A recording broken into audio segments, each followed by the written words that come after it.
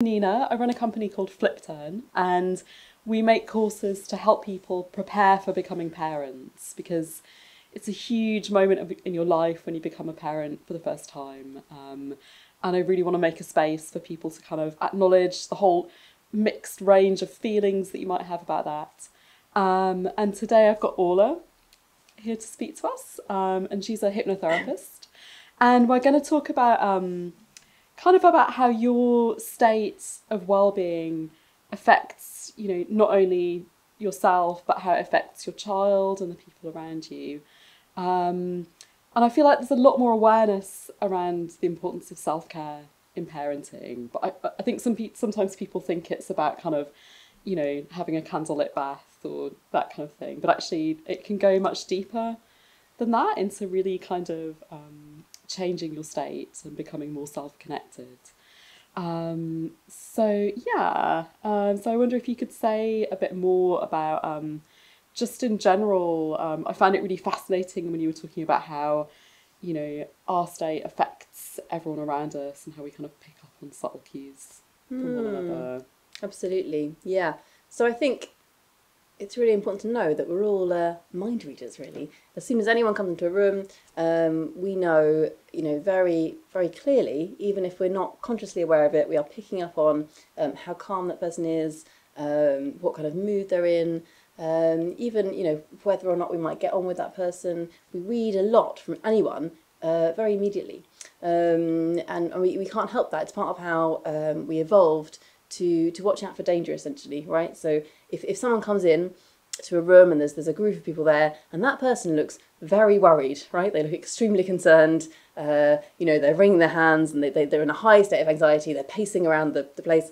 Everyone in that room can see that person looks worried, they look frightened, and that's a cause for concern, right? For the other people there, because if you think about a primitive environment where there would have been potentially another tribe trying to start a war with you, or, dangerous animals, dangers of all kinds. If one person is worried, that means potentially you all should be worried. So absolutely, it was very important for us to be able to pick up on a signal that someone else was sensing danger, and then to go into our own stress response, which can be different for different people. So, that can mean becoming a bit angry, or it can mean being a bit worried. Or it can mean, feeling a bit low or a bit inactive, like you don't have much energy, because all of these are linked to, that fight, flight attempt to get away from danger. And would you say that in today's society that we're somehow kind of misinterpreting signals from our environment? So a lot of us are experiencing higher levels of anxiety than is really necessary, perhaps? Yeah, absolutely. Because if you think our primitive brains are designed for conditions that we don't live in anymore. So, thankfully, certainly in this country, for a lot of us, we live reasonably safe lives. Of course there are dangers, but, in terms of immediate threat to life, within the next 10 minutes, we don't face that very often. And that's what the primitive mind is designed for, protecting us from. So, that just means that if our primitive mind has the impression of danger, and that can be because there's been any kind of change, so any kind of particularly sudden change can really trigger the primitive mind.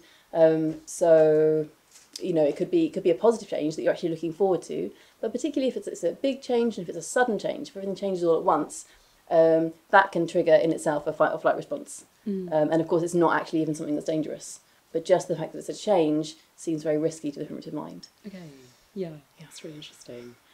And I'm kind of thinking about babies and how, they're incredibly helpless when they're born, and that they're Absolutely. kind of, I guess they're looking to us all the time to check whether or not they're safe. Yes, absolutely they are, absolutely, yeah. And you can see the difficulty here, right? Because for the parents, it's such a huge change having a baby. It's necessarily going to bring up, for most people, a lot of fight or flight stuff, depending on your personality. You may be feeling more upset than normal, or more cross than normal, irritable, because you're lacking sleep, and also because of the change, because of the impact that has on your subconscious primitive mind. So, and yes, absolutely, as you say, a baby is so vulnerable and so helpless, and what they absolutely are desperate for is to be given a sense of safety and security, and they base that very much on on the parent, or whoever's caring for them. And that's much more so. So it's true that for any of us, if I meet someone and they're a stranger and my life doesn't depend on them at all, and they seem, nervous, very, very worried, then that's going to make me feel a bit nervous, perhaps, or a bit angry, or if I'm not controlling, if I'm not actively, deliberately kind of correcting that and putting myself into a calm state, somebody else being in a worried state or an angry state might perhaps have an impact on me. But for a baby, it's a hugely exaggerated form of that because, of course, the baby depends on you entirely, right? So for them, the parent's emotional state is so linked to their own emotional state. Yeah, it's almost like, there's a very, very close bond between the two. Yeah. And there were two things that came up for me there. And one of them was just, so I've written a book and I'm doing an online course as well. And one of the big things that motivated that for me is just kind of recognising the nature of the transition that you're going through.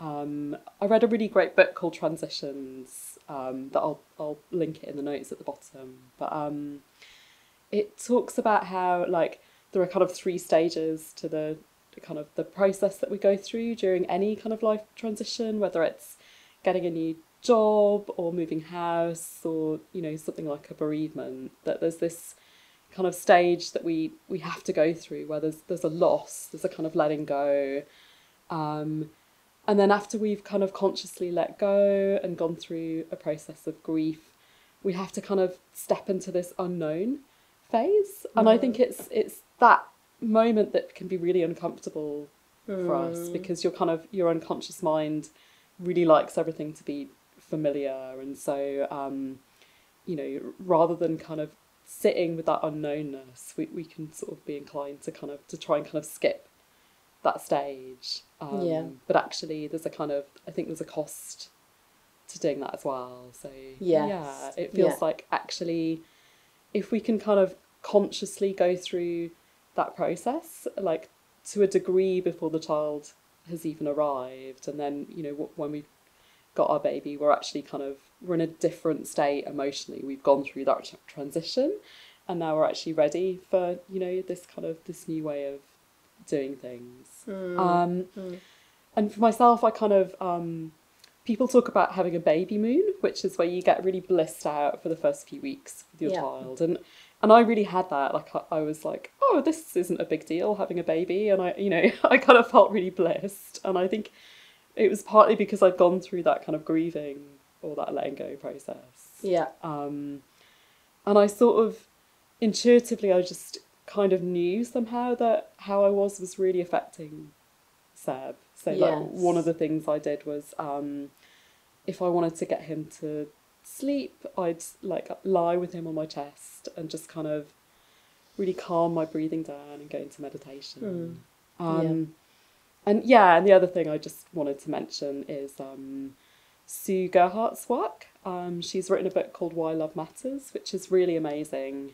And it's about how, your baby's brain is actually shaped by those early interactions.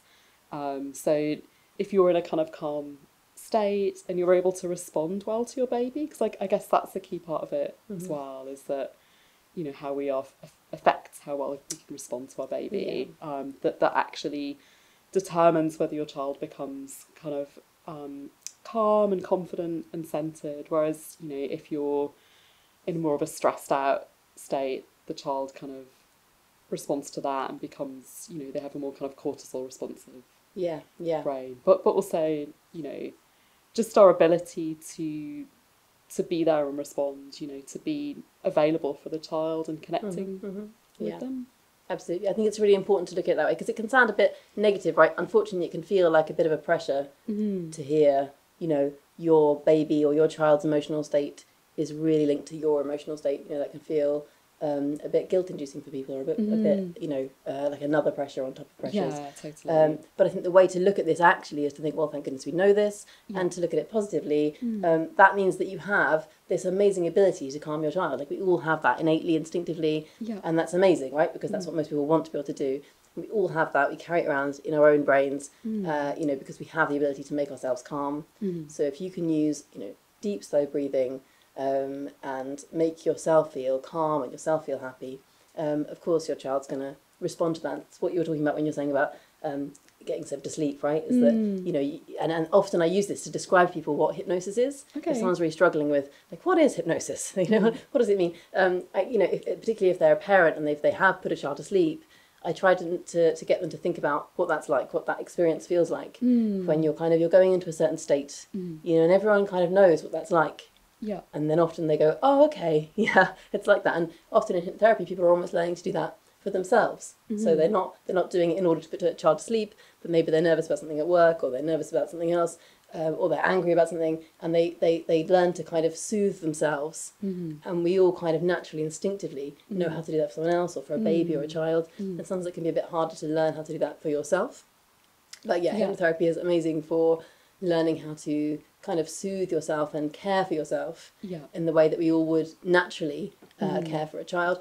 But I would also say that, you know, the other thing is true too, right? So in terms of caring for a young baby or a child, the more you've practiced being able to put yourself in a calm state before you have a baby, right? And the more you've practiced something like meditating or hypnosis, you've been to hypnotherapy perhaps, or you've done a lot of yoga, or you know, anything where you can put yourself in a calm state, or you've done hypnobirthing as another you know, approach, you will then have the ability in a very developed way to put yourself in a calm state.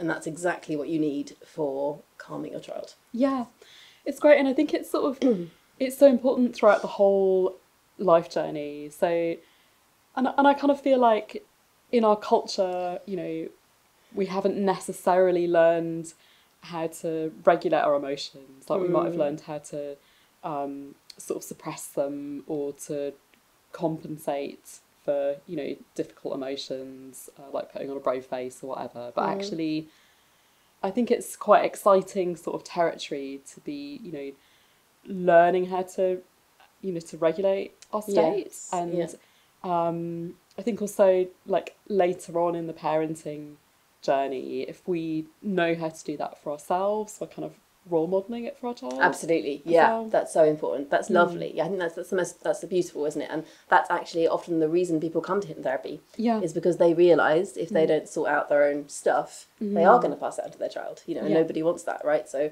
often that's a key moment for people to decide to come to some form of therapy. Is they think, well, okay, I definitely don't want my child feeling angry and frustrated like this, or I don't want my child, you know, having a phobia of such and such. So yeah, that's a really beautiful motivation, right?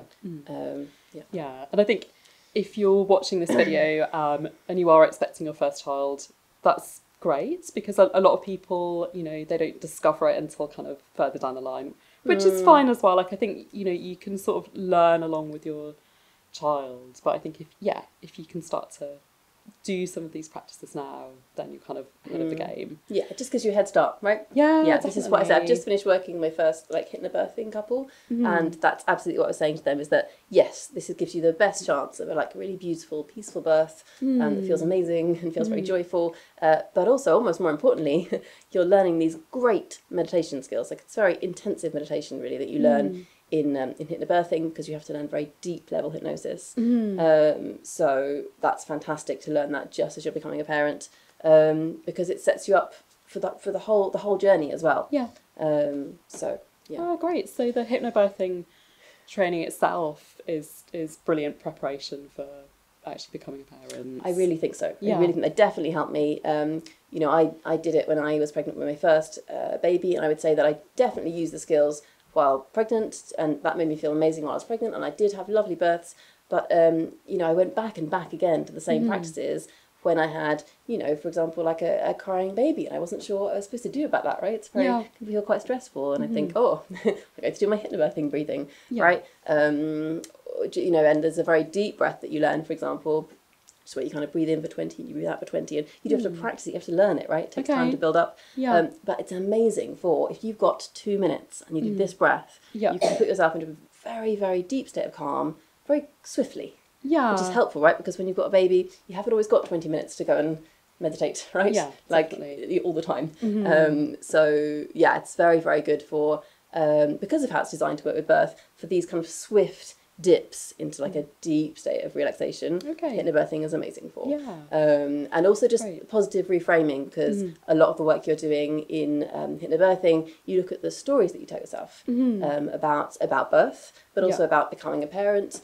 So any kind of negativity or fear you have about any of that, you're already addressing before you even had your baby. Yeah. Right? So, and you're positively reframing that, and deliberately kind of installing in yourself like positive thought patterns. And that's of course also going to really help in the early time of just figuring out how to do it. Yeah, great. And I'm actually having some hypnotherapy with Orla at the moment, which has been amazing. And I think it's kind of, it's building those kind of neural pathways that make it easier to kind of access a state of calm. And what I found from having the sessions is that I think because I've been a bit anxious for my entire life, I almost didn't notice that I was anxious, because that was just like my kind of baseline state of being. And so it's kind of, for me, it's been quite a revelation to sort of start to live with less anxiety. And it's incredible, this sort of reframing that's possible.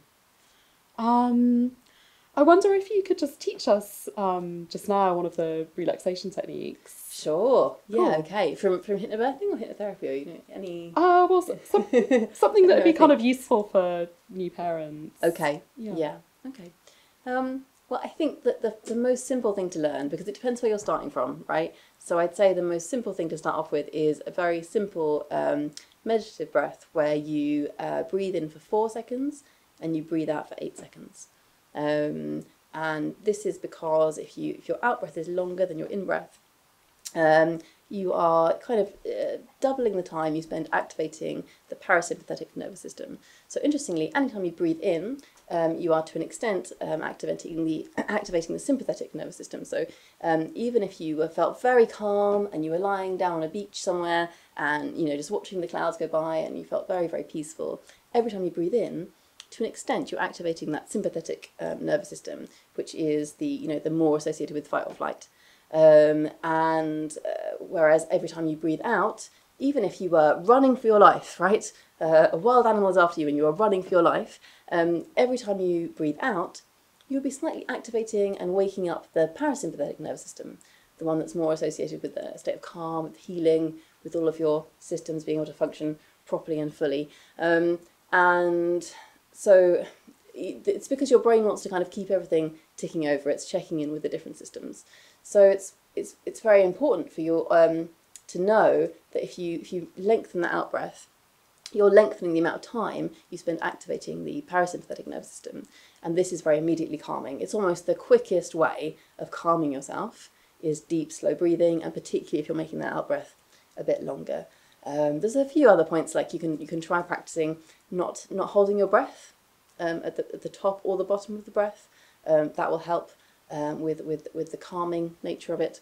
And also, I would just really advise go see a yoga teacher or a singing teacher or a hypnotherapist, or someone who really knows about breathing, because it's great to learn to breathe in a really full way where you're using your whole diaphragm. So sometimes people are breathing more from their chests and it's mainly their chest that's moving, or sometimes people are breathing more from their tummy and it's more their tummy that's moving. And in either of those situations, you're not really getting the full amount of air in. And it will be more calming if your body is able to move really freely. And I find it interesting. I had often wondered why people focus so much on breath or breath work. And I guess it's because it's the part of the, do you say parasympathetic? Yeah. Yeah, it's the part of the parasympathetic nervous system that we can control. So that gives us a kind of a way to access. Yeah, it's super reassuring, right? Yeah. Because it's lovely to know, and even people who've come to me who are having panic attacks very regularly, like one every day, the breathing, if they really focus in on the breathing, it makes an impact much quicker than you think, because it's a very immediate way of speaking to your subconscious mind. Your subconscious mind knows, like at a really deep level, right, that if someone is pushing you off a cliff, or if there's a tiger after you or something, you're not going to be breathing slowly, right? You're just not. You're not going to manage. That would be physically impossible. So just physically, your primitive mind, which is the part that's responsible for fight or flight, absolutely knows that if you are breathing very calmly, deeply, in a flowing kind of way, you're not in immediate physical danger. So it's a super good way of moving yourself out of an anxious state. Yeah, brilliant. And I think what's lovely about it is that, you know, everything can kind of fit together really beautifully. So, you know, we can find a way to, you know, design or organise our lives so that we feel well and calm, and that overflows to our children. And one of the things that we look at in the course I run is lifestyle design, so that we can kind of start to look at restructuring our lives in a way that really supports us. Because I guess the kind of modern way of living that we have is still relatively new, and I feel like, you know, there are lots of kind of new ways of thinking about that to try and, I guess for us to learn how to thrive in the situation that we now live in, rather than the situation that we may have evolved to live in, if that makes sense. Absolutely. Yeah. So just before we finish, I just want to ask what you yourself love the most about being a parent. Okay. Just to end on a positive. Oh no, that's a good question. I don't know. There's so many things. It's nice to see like your face light up. It's really lovely. Okay, that's like a big question. I guess at the moment I just love talking with both of my girls. So I've got a 3-year-old and a 5-year-old, and I'm just having such interesting conversations with them. And sometimes they can be kind of upsetting, you know, because sometimes they're asking about what war is, or they're asking, you know, like big questions, which obviously you don't really get from like a toddler, baby age. But they just want to know everything, you know, everything about trees and everything about how cars work and, you know, everything about why people do certain things. And they just, you know, it makes you realise, first of all, how little you know, right? You're like, I don't know anything. Quite humbling. I have no answers for you.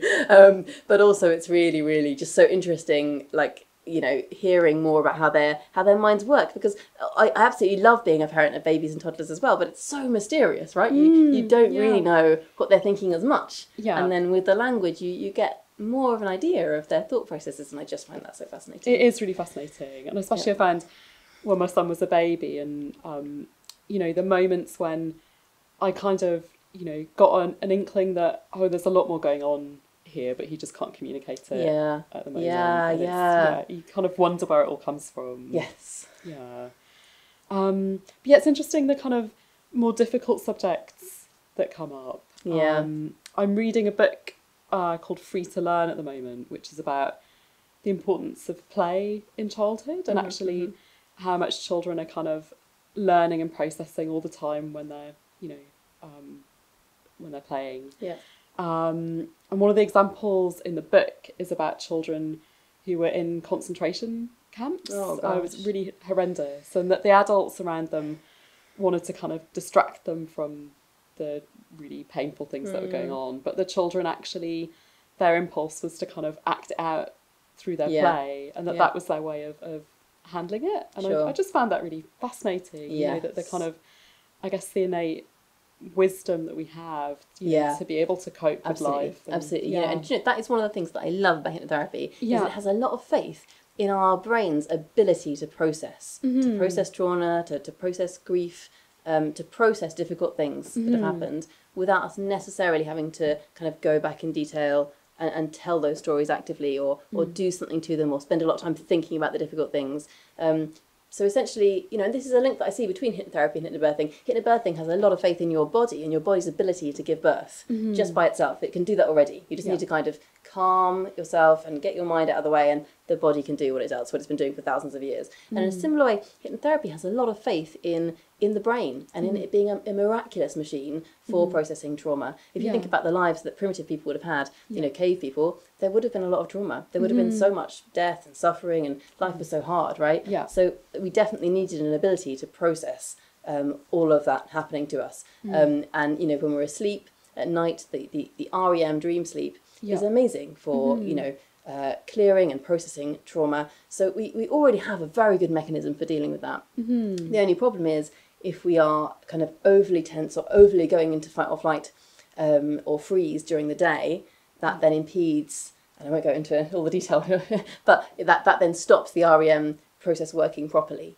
So hypnotherapy works by essentially using deep relaxation at the same time as thought pattern change. So you're deliberately changing your thought patterns and pointing your thoughts in a more positive direction. But not in a fake way, right? Like you're genuinely shifting your state to decide. So that if you want to, if you want to, you can feel happier or calmer or more confident. And by doing those two things together, the thought pattern change and the deep relaxation, you keep your brain running and your stress levels low enough so that then the R.E.M sleep can kick in and do its job overnight. And that's what will do the actual processing of anything that needs processing. Cool. It was sparking thoughts in my brain about, looking into a historical analysis of, why we live the way that we do now, and, why it is that we've gone through this process of kind of shutting ourselves down and shutting our emotions down. But I think maybe that could be another conversation to have at a later point. Yeah. I've also been really enjoying, there's a cognitive scientist called John Vervaeke, and he's done a whole kind of lecture series on finding meaning in life, and kind of oh my goodness, it's like a 50 lecture series. And I'm on number 47, and so it's quite a kind of detailed analysis that goes right from ancient Greece through to now. But if you're kind of a bit geeky like me, you might appreciate that. Cool. Well, it's been a really fabulous conversation. It feels like there was a lot in there, and I'm looking forward to listening back to it just to kind of get some of the details. I will transcribe most of the talk and put it underneath. Orla offers hypnotherapy sessions in Bristol. I'm going to be launching my book and my course at the beginning of March, so there'll be those resources available. But if you've enjoyed the video today, please comment, ask questions, subscribe, and we'll be back next week. I'm going to be interviewing someone about kind of understanding and attuning to your baby next week, which I'm quite excited about. Okay, thank you. Thanks, Orla.